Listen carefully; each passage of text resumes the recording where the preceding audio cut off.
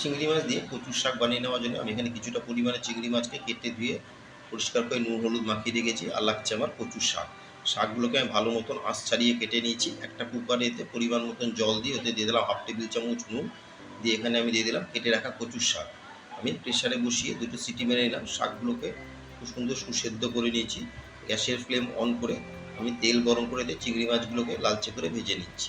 ভেজে নেওয়া চিংড়ি মাছ তুলে নিয়ে ওই তেলে ফোড়নে দিয়ে দিলাম হাফ টেবিল চামচ সাদা জিরে, একটা কাঁচা লঙ্কা আর একটা শুকনো লঙ্কা দিয়ে ফোড়নকে আমি 6 থেকে 8 সেকেন্ড ভেজে নিয়ে এখন আমি এতে দিয়ে দেবো সেদ্ধ করে জল ঝরিয়ে রাখা কচুর শাক। শাক দিয়ে শাককে ভালো মতো নেড়ে চেড়ে এতে দিয়ে দিলাম পরিমাণ মতো নুন, হাফ টেবিল চামচ দিয়ে দিলাম হলুদ গুঁড়ো, হাফ টেবিল চামচ জিরের গুঁড়ো আর হাফ টেবিল চামচ লঙ্কার গুঁড়ো দিয়ে শাককে আমি রান্না করলাম। এখন নামানোর আগে দিয়ে দিচ্ছি ভেজে রাখা চিংড়ি মাছ দিয়ে আরও 5 মিনিট আমি রান্না করলাম। আমার আজকের রেসিপি চিংড়ি মাছ দিয়ে কচুর শাক পরিবেশন করার জন্য রেডি।